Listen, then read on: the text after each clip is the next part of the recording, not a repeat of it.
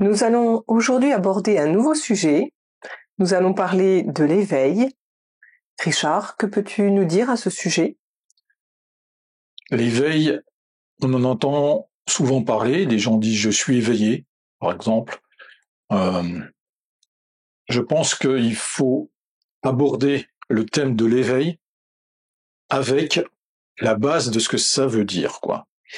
Parce que croire qu'on est éveillé, c'est bien, mais si ce n'est pas vrai, ça risque d'être pire. C'est-à-dire que si je crois que je suis éveillé, mais en fait que je dors encore, ou que je suis simplement dans la perturbation du réveil, c'est-à-dire je viens d'être réveillé et puis que je suis énervé par ça, tu vois, d'être réveillé. Je ne suis pas dans l'éveil. Je suis juste réveillé brutalement. Et je me rends compte que je faisais un rêve, quoi, ou un cauchemar plutôt, souvent. Donc l'éveil suppose déjà qu'avant il s'est passé quelque chose pour être réveillé. Et réveillé, il faut dormir. Et l'endormissement, ça nous renvoie à des cycles. Ça nous renvoie à l'hiver, par exemple. D'accord?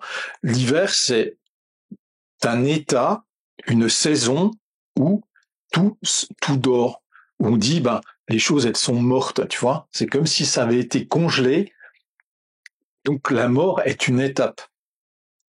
Tu vois, ça nous renvoie un petit peu aux Égyptiens, à Nubis, tu sais, la mort qui est une étape. C'est pas une finalité, c'est pas un but. Mais c'est une étape. Donc, l'éveil de l'humanité suppose qu'on a endormi l'humanité juste avant. On a endormi les âmes, si tu veux, qui viennent s'incarner ici. Et il faut les réveiller, cette fois, pour arriver vers un printemps. Parce que le printemps, c'est l'éveil de la nature, l'éveil de la vie. C'est là où les choses commencent, quoi, tout simplement. Où c'est qu'à l'intérieur, la graine qui a été semée dans la terre germe et elle commence à pousser et elle commence à produire des fruits, des fleurs, enfin peu importe ce qu'elle produit, surtout des fleurs au départ. Mais ce que je veux dire, on voit qu'il y a un mouvement vers la vie. Donc l'éveil, quelque part, c'est un mouvement vers la vie. Si on doit décrypter éveil, on va tomber dans ce que j'ai déjà évoqué, c'est-à-dire le français, c'est une langue clé. Et pas l'anglais, et pas autre chose. Le français est une langue clé de décodage de la vie. Alors, le E d'éveil, d'accord? Le E. Le E, ça représente le 5, symboliquement. Le symbole du E, c'est le 5, et le 5, c'est le changement. Donc, pour l'éveil, c'est un état de changement. Donc, c'est dans le réveil, l'éveil, juste parce que le R, c'est la renaissance. D'accord? Le R, symboliquement, il nous renvoie à la renaissance. Donc, avant l'éveil, il y a le réveil. Il y a le R. Donc, l'éveil, ça commence avec le changement. C'est un E, d'accord, avec un accent qui va vers une montée. On ne dit pas réveil, on dit réveil. Le réveil, donc, et l'accent monte, d'accord? Il descend pas cette fois. Donc, on va vers l'ascension. Ensuite, on a le V. Le V, c'est la victoire. D'accord? C'est le fameux V de la victoire, le V de la victoire sur la vie. Ça veut dire, je suis en vie et qu'il y a eu un combat. Et oui, pour qu'il y ait une victoire, il faut qu'il y ait un combat. Et donc, s'il y a eu un combat, c'est contre quoi? Donc, l'éveil, ça fait partie d'un combat contre quelque chose en même temps. On a combattu et en même temps, grâce à notre réceptacle, le V, on peut, sur un plan, recevoir la connaissance. Tu comprends? Il y a deux choses comme ça qui sont à voir sur le plan. C'est pas que le V de la victoire, c'est aussi le réceptacle, la connaissance. Il y a toujours multi-plans dans la compréhension des choses. C'est jamais tout simple. Il n'y a pas de simplicité là-dedans.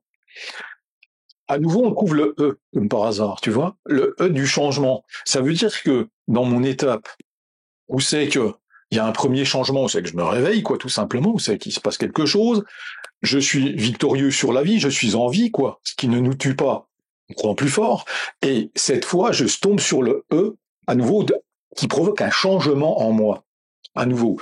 Et dans ce changement, je prends conscience de ce que je suis. Donc le I. Le I, symboliquement, nous renvoie à je suis. Et le I, c'est le lien entre la terre et le ciel. Donc ce I, il n'est pas là par hasard dans le mot éveil. Ensuite, on trouve le L. Et le L, pour finaliser le tout, eh ben, le L, c'est le symbole de l'air, d'accord, de la pensée et de la communication.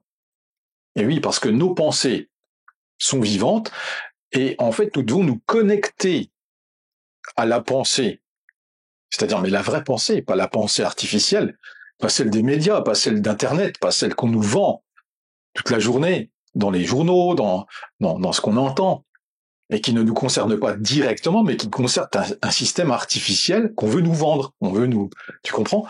Ce L-là, il vient justement connecter la pensée subtile, c'est-à-dire celle de laquelle on a été coupé. Donc c'est vraiment, dans le terme éveil, il faut bien comprendre de quoi il s'agit. C'est pas tout simple, hein. C'est pas je suis réveillé. La plupart des gens ont été réveillés brutalement, en s'apercevant que c'était pas la vie qui menait, c'était pas la vie, quoi, tout simplement.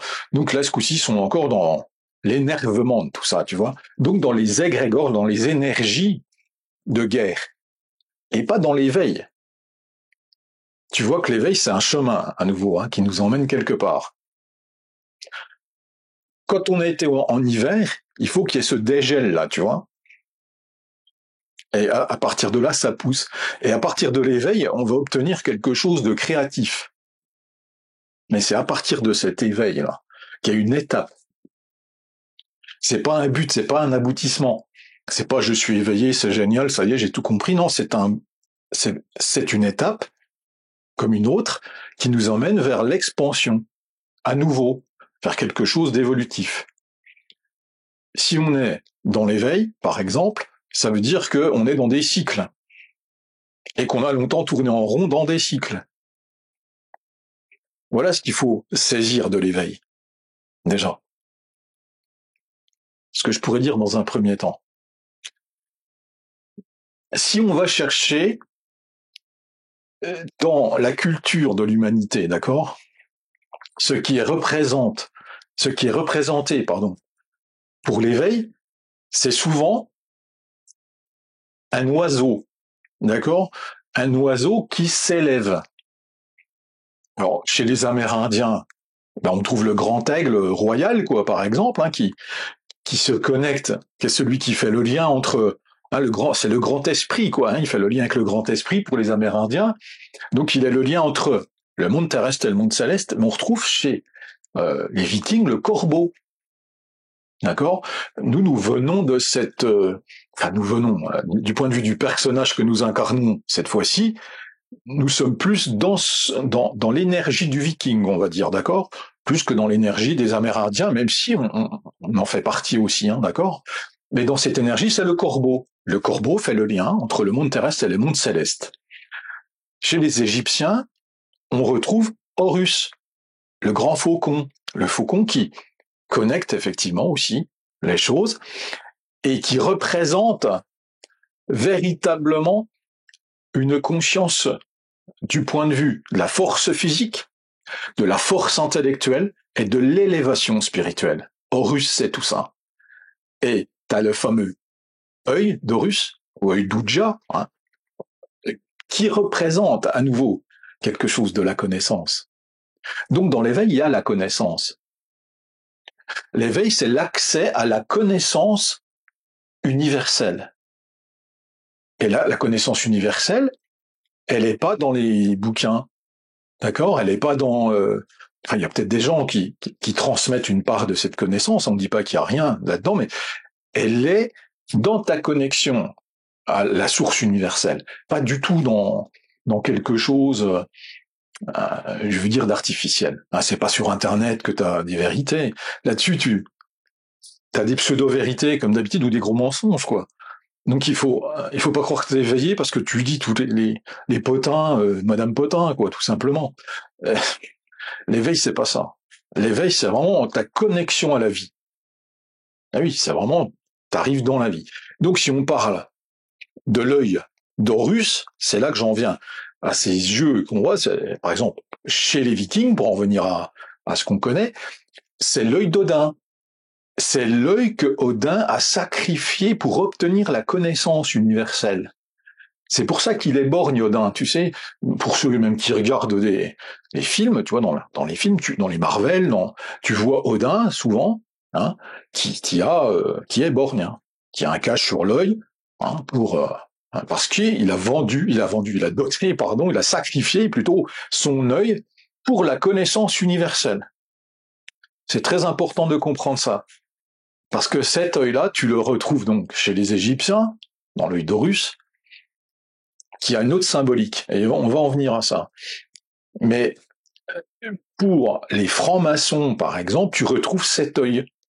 Pour les francs-maçons, pas spécifiquement les francs-maçons, mais surtout les Illuminati, d'accord? Pas mélanger tout à fait les deux, quoi. Les Illuminati, tu retrouves cet œil de la connaissance qui est enfermé dans la pyramide. Ok? Cette pyramide par laquelle on peut pas rentrer, quoi, tu vois, il y a des pics partout, tu vois, il y a 3 pics, et puis bon, tu peux pas vraiment rentrer, donc ils la protègent, on va dire, et en même temps, la pyramide connecte cette connaissance, tu vois, ils viennent la garder à l'intérieur de la pyramide. Intéressant de percevoir ça. Donc c'est une symbolique, d'accord, c'est pas parce que t'as un œil sur toi, machin, des gens qui auraient, tu vois, cette symbolique sur eux, c'est pas parce qu'ils sont mauvais, c'est parce qu'ils ont compris quelque chose, peut-être. Que la connaissance, tu vois, elle est effectivement là. C'est hyper important de comprendre ça, de bien savoir que les symboles appartiennent à l'humanité et pas aux Illuminati ou machin. C'est eux qui ont récupéré des symboles, je veux dire, universels pour se les approprier. Donc c'est quelque chose d'involutif que de garder pour soi quelque chose et de ne pas le partager. Donc en fait, redonnons à César ce qu'à César, récupérons les symboles, tout simplement. Ils appartiennent à tout le monde. Pas du tout une représentation, tu vois, ils ne représentent pas les gens. Et ont été volés, tout simplement. Faut bien le saisir. Pour ne pas tomber dans la colère, et puis une fois de plus, la division, et dire, ouais, celui-là, il est comme ça, il est moche, il est méchant, moi, je suis gentil. Non, c'est pas si simple, hein. On n'est pas dans cette simplicité-là. On est dans quelque chose de très complexe, où il y a eu un combat, hein. Et de la division volontaire, quoi. Il faut qu'on revienne, justement, à l'éveil, justement, à la vie. Pas la guerre, pas la destruction. Donc, bien comprendre ça. J'en arrive à l'œil, effectivement, d'Horus, qui nous renvoie, parce que c'est là que c'est important, au message qu'on doit percevoir à travers l'œil d'Horus, le message qui nous dit, voilà comment tu dois t'éveiller. C'est-à-dire, utilise tes 5 sens. L'odorat, hein, le goût, la vue, l'ouïe, d'accord? Et il m'en manque un. Et le toucher, tout simplement. Et merci. Voilà. Les 5 sens. Et enfin, sur le fameux sourcil, tu sais, qui est au-dessus de l'œil d'Horus, il représente les pensées. Donc là, c'est vraiment au-dessus. Et tout ça, toutes tes pensées, elles sont connectées à tes 5 sens. C'est ce que j'explique souvent, d'ailleurs, j'ai déjà évoqué dans pas mal de vidéos dans les signes et synchronicités. Si tu veux vraiment être connecté à l'univers, utilise tous tes sens, ce que tu entends, ce que tu sens, ce que tu vois, ce que tu touches, enfin tout ce que tu ressens à travers ça. Tout ça est important. Donc cet œil d'Horus et l'œil d'Odin, il nous renvoie à l'éveil. Tu vois que c'est des symboles qui sont récupérés. Et c'est pas du tout, en fait, quelque chose, je veux dire, de mauvais, ou tu vois, comme on pourrait l'interpréter. C'est pas satanique ou machin, des trucs, tu vois, bizarres, là, que les gens disent, non. Que les énergies d'avant-soi, effectivement, on l'a déjà évoqué. Avant l'éveil, effectivement, il y a eu un combat, il y a eu une lutte. Une lutte contre la vie, quoi, finalement. À l'éveil, c'est retour à la vie. Voilà ce que je peux dire déjà sur l'éveil. Quels sont les outils pour s'éveiller? Alors, les outils pour s'éveiller, c'est une bonne question. C'est dans notre société, comme elle est perturbante en permanence, elle veut pas qu'on s'éveille, la société. Parce que tu peux pas être serein. Un de tes outils, en fait, pour t'éveiller, c'est la sérénité. Et pour de la sérénité, il faut plus avoir peur de ce qui peut t'arriver. Toi, si t'as peur, tu peux pas être serein. J'ai peur de plus avoir à manger, j'ai peur de... Et l'univers entend tes peurs. Il te laisse dans tes peurs. Il dit, bon, bah, écoute, c'est libre arbitre. T'as peur, j'entends. Bah, écoute, explore la peur et sors de la peur par toi-même. Il va pas te rassurer l'univers comme ça. Il te laisse le choix, toi, de changer. Le choix de faire le pas vers l'éveil. C'est toi qui choisis quelque part, tu vois. Enfin, le personnage, lui, avec son ego, peut lutter contre sa conscience, quoi, tu vois. Et c'est là qu'est le libre arbitre. Donc, la sérénité, ça, c'est important. Ensuite, la connaissance, mais la vraie connaissance. C'est-à-dire la connaissance universelle, c'est comprendre les lois de l'équilibre, par exemple. Tu vois, l'amour inconditionnel, ce que ça veut dire. Ça n'a rien à voir avec l'amour qu'on nous vend, qui est conditionnel. Et puis, je crois pas que beaucoup de gens comprennent ce que ça veut dire, quoi. Ni les explorer, parce que c'est compliqué d'explorer quelque chose quand on est dans un système conditionnel. C'est-à-dire que tu es en liberté conditionnelle ici. Tu n'es libre de rien. Il faut demander la permission pour tout. Pour tout. Même pour conduire ta voiture, faut un permis de. Pour pêcher, il faut un permis. Pour aller à la chasse, il faut un permis. T'imagines? Donc tu demandes la permission en permanence pour tout. Pour que ta voiture soit opérationnelle, faut un permis aussi, parce qu'il faut une assurance. Tu assures bien que ta voiture, elle est, elle est assurée au cas où il se passe quelque chose, quoi. Donc c'est toujours la permission partout, pour tout, sans arrêt. Pour travailler, il faut une condition aussi, il faut un permis aussi, il faut un diplôme, il faut quelque chose. Donc tu vois que la sérénité là-dedans, elle est compliquée. La connaissance, ben, elle te sert à quoi la connaissance universelle dans ces conditions-là? Ben, t'as pas l'impression qu'elle te sert à quelque chose. Sauf que si tu prends conscience des lois d'amour, d'équilibre, tout ça, qu'il faut essayer d'intégrer à l'intérieur de soi, à ce moment-là, tu vas pouvoir prendre du recul avec ce qui t'arrive là dans cette vie et te rapprocher finalement de ton état originel, sans jamais être ce que tu devrais être. Tu peux pas. Tu peux pas. Puisque tu es le je suis incarné ici, d'accord?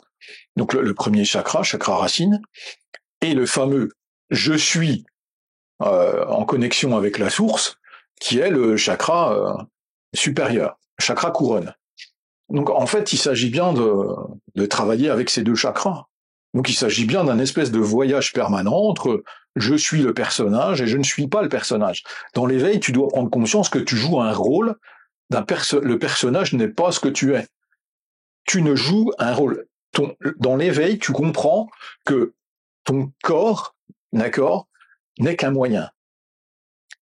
Et tu sors de l'égocentrisme, c'est-à-dire je suis le fameux sage, je vais devenir quelqu'un d'éveillé, d'important, qui comprend. Non, tu n'es qu'un outil de la source.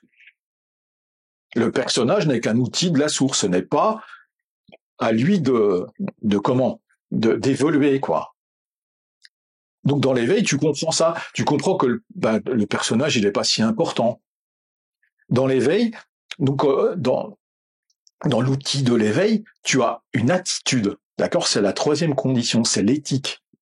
Ben oui, il s'agit de prendre conscience des uns et des autres, que tu n'es pas tout seul, qu'on a été divisé, mais qu'on doit être dans la bienveillance, c'est-à-dire on doit se respecter et voir nos complémentarités et s'entraider, justement. S'entraider. Parce que c'est le but. L'unité n'existe qu'à travers un puzzle qui soit cohérent. Donc, dans l'éveil, tu comprends que le puzzle, il prend place et que les pièces forment un tableau uniforme et en même temps harmonieux. Parce que l'harmonie ne peut exister que dans la division. Il n'y a pas d'harmonie dans l'unité. C'est une unité. L'harmonie, c'est dans la division que tu l'obtiens. Si tu prends un orchestre, un philharmonique, justement, tout est dit. C'est la somme, l'harmonie de tous les instruments et tous les musiciens qui mettent chacun une part de leur âme, tu vois, dans le morceau de musique. Et ça forme quelque chose de cohérent et quelque chose qui touche tout le monde, quoi, tu vois. C'est ça qui est génial, c'est de comprendre ça dans l'éveil aussi. Dans l'éveil, c'est de pas vouloir être ce qu'on n'est pas. Je suis un piano, par exemple, d'accord? J'achète un piano et je suis le piano. C'est comment j'en joue qui est important. Donc, ce corps, c'est comment je l'utilise qui est important. C'est comme un piano. Ce piano, là, il n'est pas destiné à évoluer. Il est destiné à ce que je l'utilise, moi, avec mon cœur. Que je l'utilise avec mon pouvoir créatif. Mon pouvoir, ma technicité, le travail que j'ai fourni, ou comment j'ai œuvré, tu vois, pour pouvoir en jouer de ce piano. C'est le chemin, l'éveil. C'est la façon dont tu utilises les choses dans la matière. Et pas la matière. Tu vois, on a inversé le regard, tu vois. On se regarde en disant, ouais, moi, je vais être important, mais pourquoi? Parce qu'on nous l'a vendu comme ça, à l'école. On nous l'a vendu, nos parents nous ont vendu ça. Et là, t'es pas éveillé tant que t'es comme ça. Tu dis, ouais, moi, je vais être celui-là, je vais être celui-ci. Je vais être le roi. Tu vois, non. Je vais être le calife à la place du calife. Souvent, les gens, ils se disent, ouais, c'est bien, on va récupérer notre pouvoir, mais il faut prendre le pouvoir pour se remettre du pouvoir sur les autres. Mais c'est pas reprendre son pouvoir, ça. Dans l'éveil, tu comprends que le pouvoir, c'est le pouvoir de chacun, mais dans le respect. C'est-à-dire, chacun se respecte parce qu'on sait qu'on a besoin les uns des autres. Ça fait partie de l'éveil. Et comme mon piano, il va pas évoluer, hein. Il va rester un piano, et puis il va falloir que je l'entretienne.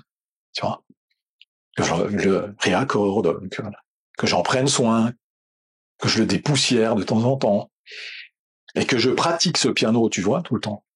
Donc j'utilise mon corps, d'accord, à ce moment-là, comme un instrument de musique qui va nous envoyer une harmonie, tu vois, quelque part, qui va faire que tout le monde,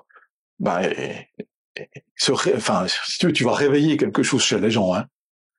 Tu comprends? Ce corps, c'est comme un piano, quoi. Et tu dois réveiller quelque chose chez les gens aussi. On doit se reconnaître, toi, à un moment donné. Dans l'éveil, il y a de la reconnaissance. On se reconnaît. On n'est plus dans la division. Tant qu'on est divisé, on n'est pas dans l'éveil. Dans les outils, à prendre, c'est de se dire, attention, on est en train de me vendre à nouveau quelque chose pour que je me rendorme. Dans l'éveil, d'accord? Quand ça commence à pousser à l'intérieur de toi, est-ce que tu as envie qu'il y ait quelqu'un qui arrive avec sa machette puis qui coupe tout? Parce que c'est ce que font les médias, c'est ce que fait Internet. C'est ce qui se passe à un moment donné quand tu vas chercher tes infos qui te détruisent, quoi. Ça fait du mal, quoi, je veux dire, quelque part à l'intérieur, tu vois. Quand tu vois ce qui se passe, tu vois, dans les guerres, dans cette humanité qui se détruit, et qu'on te le montre sans arrêt, il y a quelque chose en toi qui se déchire, tu le sens, ce truc-là, tu vois. Moi, je me rappelle que quand le World Trade Center s'est écroulé, on était en direct, tu vois, dans la télévision et tout. Ça s'est tombé comme ça le jour-là. Et je l'ai vu ça en direct, quoi, pas après, quoi. Il y a quelque chose en moi qui s'est déchiré. Et ça, on doit le sentir. On doit sentir qu'on fait partie de tout ça. Et que la blessure volontaire qui est faite sur l'humanité, elle existe à travers ces égrégores et à travers ces actes de destruction. Et dans l'éveil, quand tu es éveillé, tu ressens à l'intérieur de toi tout ça. Tu dois vraiment, non pas rentrer dans cet égrégore-là, tu vois, pour te venger, mais te dire, je ne veux plus que ça arrive, on arrête de nourrir tout ça, tu vois. Si les gens disent non, disent tous non à un moment donné à ça, parce qu'ils ne veulent plus vivre ça ne peut plus arriver, quoi. Ça peut plus arriver. Le mec qui est tout seul à faire quelque chose, si directement il est arrêté, tu vois, dans son énergie, ça n'arrivera plus, quoi. Donc dans l'éveil, il faut comprendre que je ne nourris plus ces choses par la vengeance, parce que sinon on rentre dans le cycle à nouveau, je recoupe tout, je recommence, et il n'y a pas de fruits. Bah oui, parce que si ça commence à pousser en toi, puis que tu coupes tout à la machette en regardant un truc pourri, c'est-à-dire tu t'excites à regarder, tu vois, des infos, machin, du Forum économique mondial, machin, ou celui-là, ou tu sais, qui dit ci, qui dit ça, ben, c'est en train de tout couper en toi à nouveau. Donc ce qui est en train de fleurir, là, ce qui est en train de pousser en toi, bah tu le coupes, hein, il faut que ça repousse à nouveau, quoi. Ça veut pas dire que ça va pas repousser, hein. Ça veut pas dire que ça repousse pas, mais ça prend plus de temps. Tu vois, si j'arrête pas de recouper les bourgeons, à un moment donné, c'est dur d'avoir des fruits, quoi. Et puis quand l'été arrive, ben, qui aura les fruits, quoi. Tu vois, c'est celui finalement. Alors c'est pas il faut pas tomber dans cet égo-là, mais parce qu'on est tous liés, hein. Il faut tous ensemble qu'on comprenne ce principe-là. Voilà ce que je dirais à propos de l'éveil. Et on doit avoir cette attitude où c'est qu'on devient des frères d'âme, pas des frères d'armes. On sort de Band of Brothers, là, tu sais, à, à quelque chose, c'est qu'on n'est plus des frères d'armes, mais des frères d'âme, cette fois. Et on n'est pas dans le combat, mais on est dans le retour à l'harmonie. Et l'éveil,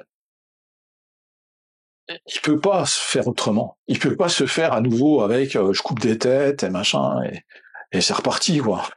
C'est pas comme ça. Oui, il y a des gens malveillants, oui, on a envie de les punir, oui, bah, il y a un côté chez nous, on sent ça un petit peu naturellement. Tu vois, cette espèce d'envie de se venger, mais en vérité, ça marche pas. Ah oui, parce qu'on retourne dans les cycles. Si ça marche pas, il va falloir être sage. Et c'est là que la sagesse doit arriver. Donc dans l'éveil, il y a de la sagesse, quoi. C'est là où j'en viens en point final. C'est-à-dire que tout ce cheminement qui se passe, parce que c'est un cheminement, c'est bien sortir de l'hiver pour arriver au printemps, où c'est que ça bourgeonne, c'est ça l'éveil, où c'est que les fleurs commencent à se développer, donc on est dans le carpe diem, cueille la fleur du jour, tu vois, à ce moment-là, on est dans la vie, le retour à la vie, effectivement. Et si je rentre dans, là, à nouveau, je vais couper les fleurs de l'autre, tu vois, où c'est qu'on on en est où? L'autre, il va venir te recouper tes fleurs, puis il n'y a pas de fruits au final, il n'y a plus rien. Puis... Donc l'éveil, ça demande vraiment beaucoup, beaucoup de sagesse. Et pas la sagesse du moine bouddhiste qui est assis dans son coin. Hein. C'est une sagesse intérieure où c'est que t'as plus envie de te battre, quoi. Parce que tu sais que tu deviens Maximus, quoi. Tu connais, tu sais, Gladiator, quoi. Hein, Maximus qui dit, bon, j'ai assez fait la guerre, je veux rentrer chez moi, quoi. Et je veux cultiver ma terre, tu vois, c'est intéressant. Ma terre, tout simplement. Et s'occuper de ma femme, pardon. Ma femme et mon fils. C'est ce qu'il dit. Donc en fait, il prend en compte la famille, donc c'est la famille d'âme, quoi, quelque part, et la terre, tu vois, qui est importante, qui est notre mère, quoi. Donc notre mère est dans le principe de la polarité de la connaissance, du féminin sacré, c'est-à-dire le féminin sacré qui est le réceptacle de la connaissance, quoi. Tous ces concepts-là, on doit les connaître dans l'éveil, pour être éveillé. C'est-à-dire les polarités, masculin sacré, le père, mais le père, on en fait partie, puisqu'on fait partie de la source. Féminin sacré, la planète, en polarité négative, l'énergie qui descend là, quoi, tout simplement. Et toi qui est le personnage, hein, le personnage, lui, il est écrit par deux humains, aussi, tu vois, qui ont une âme, normalement, j'espère. Et en fait, tu dois t'équilibrer avec tout ça, quoi. C'est-à-dire, ton équilibre est passé par le cœur. Le cœur. Il n'y a pas que ça qui est important. Dans l'éveil, il y a ton mental. Aussi. D'accord? Ben oui, parce qu'il faut comprendre aussi. Et comprendre, ça demande un effort. Comprendre comment ça marche, quoi.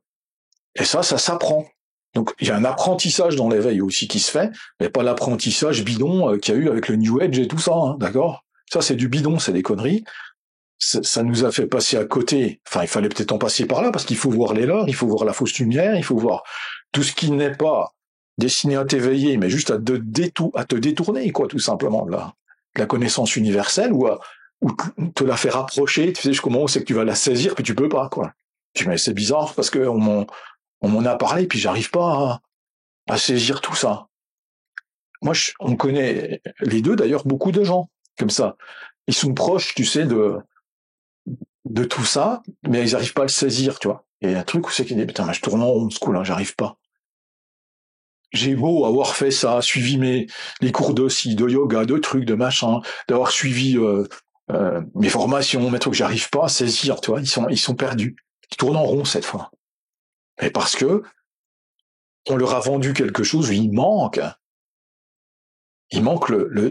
la vérité, tu vois, dedans. L'ultime vérité. Et comme d'habitude, il faut aller chercher la vérité dans la nature, dans la vie. Ce que j'ai déjà expliqué plein de fois, c'est que dans la nature, tu trouves les réponses. Il suffit de regarder bien au-delà de l'apparence. Et au-delà des apparences, tout est expliqué.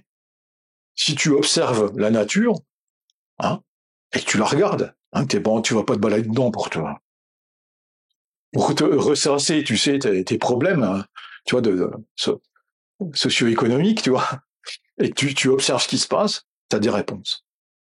C'est ce que j'ai souvent fait depuis enfant, depuis longtemps, c'est d'observer la nature, tu vois, et d'y chercher quelque chose du mode d'emploi de la vie.